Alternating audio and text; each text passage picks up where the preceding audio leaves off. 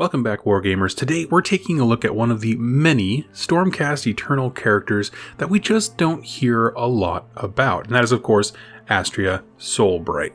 Now, this character came out along with Soul Wars, at that same time period at least, when Stormcast got a refresh and Nighthaunt came out, but I never heard much about her. But after taking the time to really dive into her lore, I want to know so much more. And there's the possibility for her to take a much more prominent role in the story coming up soon, but we'll get to that in just a hot second. So let's dive into the story of Astria Soulbrite.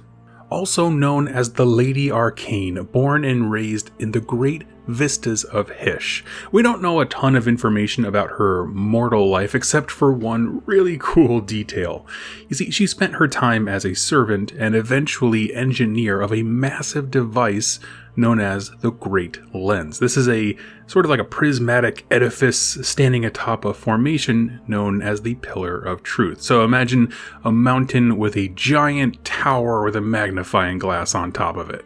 The exact nature of this structure is a bit of a mystery. I couldn't find a whole lot of more information about it, but based upon what we know of Hysh, I could definitely, see this being essentially a telescope beyond compare. It is a massive lens, hence the name, and whether it was used for just magnification or some arcane way to reveal things is never clearly stated, though of course, it's Age of Sigmar, I assume it's more than just a fancy telescope. We do know, however, that this structure was colossal, right, and required an immense amount of upkeep. So Astria started her life basically as a lens cleaner and rose up through the ranks of serfs and servants to attain a rank known as the Lens Magus. While I think a bit of the gravity of that title is lost because we don't really know much about the lens itself, I do think it speaks to her ability to work hard, learn fast, and engage the world around her in a very meaningful way.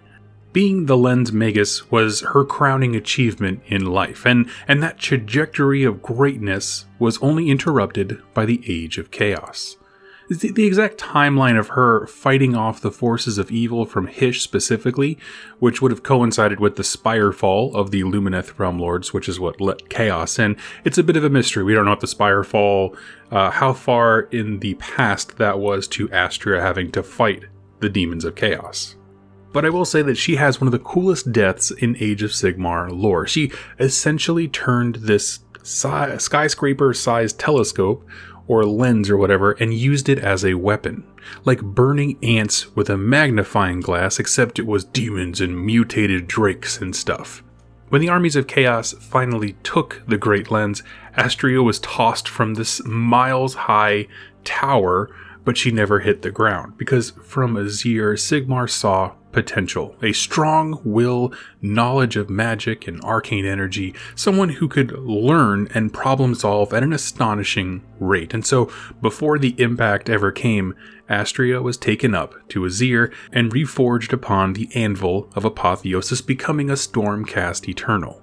And in this way, she was reborn as a Lord-Arcanum, and I can absolutely see why, because it's that merging of technology and magic seems right up her alley, and that's kind of how the anvil works in a way. We talked about that when we covered the book Soul Wars, but it is this magical device that infuses power into people, but also it has things like engineers and very understandable technology people behind it. And she has the same, eternal mission as every other member of the Sacrosanct Chamber. Find a solution to the flaw that runs through all Stormcast Eternals, that when they are reforged, they lose a little bit of themselves. And so this whole chamber that she's a part of is full of engineers and researchers, chemists, and more, all desperately trying to find a solution to true immortality. Now, Soulbright herself is often described as a very quiet woman, or she's a person of few words, but she's much more of a doer. She likes to let her actions speak louder than her words, and that's why she gets along so well with her mount, a celestial Dracoline named Khazra. She doesn't deliver these rousing speeches, but she's a careful planner. She outsmarts her opponent and quickly crushes them on the battlefield.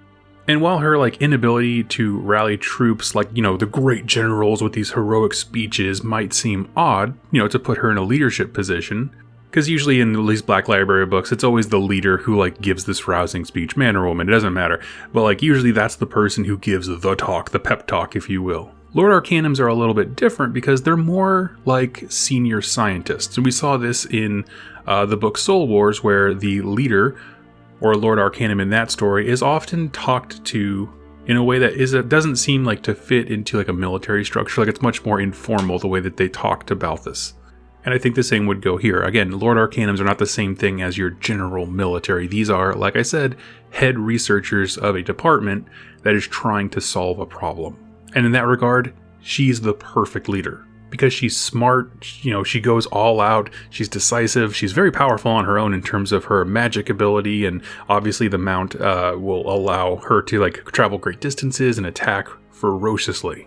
And she's demonstrated her aptitude for kind of being, like I said, head researcher 100 times over. She created the first of the Spirit Vials, which if you know the Stormcast, or I should say the Sacrosanct Chamber models, a lot of them have this rule where they can throw a spirit cask and basically it explodes and does some mortal wounds. She invented those, essentially weaponizing a human soul. And her chamber has been all over the place. Specifically, she is studying creatures that are naturally immortal. And when I say naturally, it's in strong air quotes. What I mean is that there wasn't some grandiose infusing of God's power like the Stormcasts have with Sigmar. And while there are several creatures, sentient and not, that have achieved some form of immortality, Astria's most common foe is that of the Soulblight, a race of vampires scattered to all corners of the realms. That's why I put natural in such strong air quotes, because, they weren't reforged in the same way, but they do have some form of immortality to them. And to this end, she has become the bane of the undead, banishing uncountable numbers of spirits and geists, and of course, vampires. But they still aren't getting her the information that she needs. She really wants to find and study a creature that you can kill, but it comes back even stronger, right? That's the crux of it. The ultimate goal is, how can we eradicate chaos by, when they kill us, we come back without the flaw, but even better. And while she's really good at banishing ghosts and taking out Soulblight, they do occasionally come back. And the problem is, though, they are not stronger for it. They don't gain some power by coming back. Or they are somehow tethered to some other force, meaning think like a necromancer, right? You can banish a spirit host and then the necromancer can bring it right back. Well, that's not really the immortality she's looking for. The bigger issue is that she has heard of a creature that does this, that can be killed 100 times over and always comes back bigger and badder and stronger. The problem is, that creature's name is Nagash, god of undeath, so it's a bit of a non-starter when it comes to hey, let's just go ask Nagash how he does it. That is not gonna happen. But regardless of that, her quest continues. And so, like I said, I love the Sacrosanct Chamber angle of things because they aren't the main standing military. I would expect, say, a Lord Celestin to give the rousing speeches and rally the troops and, coordinate these huge war efforts. But for Lord-Arcanums like her and Balthus, they're much more of we have an intellectual goal, and sometimes that requires force, and they are masters of that force as well. So they're no less soldiers, they're no less, dangerous on the battlefield. However, their mission, the way that their rank structure works, each one of them is a capable, deep thinker who's a problem solver. And the problem, of course, is the flaw in all Stormcasts upon the anvil of apotheosis. And I just like that for some reason. I don't know, for some reason to me it just adds more dimension to them, and you can have, characters that really are strong or in research or martial prowess in certain areas. Now, Astria Soulbrite, she is a part of the Hammers of Sigmar. Her Sacrosanct Chamber, which is kind of the preeminent one of the Hammers, is called the Shimmersouls, and I think that is awesome. And so when you put all this together, why is Astria a cool character? Well, one, she has one of the coolest models ever, just ever. And I absolutely love it. The second thing is, I think that she can actually play a meaningful part in upcoming events because she is from Hysh. I would love to know more about this great lands. Is it still around?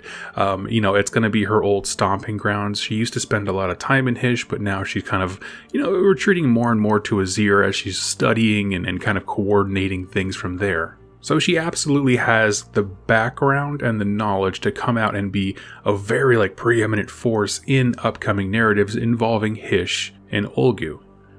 And I would absolutely love to see more of her. One thing that I've said a few times regarding characters that come out for Age of Sigmar is I feel like a lot of times Games Workshop writes this really compelling, interesting character, and then we just don't see them. And I would hate for that to happen to Soulbrite, because not only one, she has a unique model. There's no reason she doesn't have awesome stories associated with her. But in addition to that, just a lot of stuff regarding her relationship to Hysh, which is sort of becoming the center stage. She's just primed and ready. Throw her in there. Let's learn about her and kind of see the worlds through her lens. So anyway, friends, those are my thoughts on Astria Soulbrite. I think she's a really cool character with a much more compelling background than I had expected when I pulled open that part of the Stormcast Eternal Battletome. Tell me your thoughts, and hey, if you are someone who actually uses her on the gaming table, because I've never seen her before, tell me, how do you get the most out of Astria Soulbrite, the War Scroll, not necessarily the character, or what it is about her that it just is kind of a non-starter when it comes to playing the game. And obviously you can always craft narrative things around that to kind of supplement her weaknesses if you just want to use her to tell a story. But I'd love to know more about her as in fitting with the Stormcast Eternals army. So go ahead and leave in the comments down below. Thank you all so much for watching and listening. I'll catch you next time in my next Age of Sigmar lore video. Hey everybody, I hope you enjoyed that video. It was made possible by the folks over here to the left. These are my top supporters over here on YouTube and on Patreon that keep this channel going. If you'd like to learn more about how to become a supporter and get some cool things in the process, like exclusive pictures and interactions with me, and get your questions answered here on the channel, go ahead and click any of the links down below or the join button on the community page over on YouTube. Regardless of your choice, I wanted to thank you so much for joining me with this video, and I look forward to seeing you in my next one. Happy wargaming.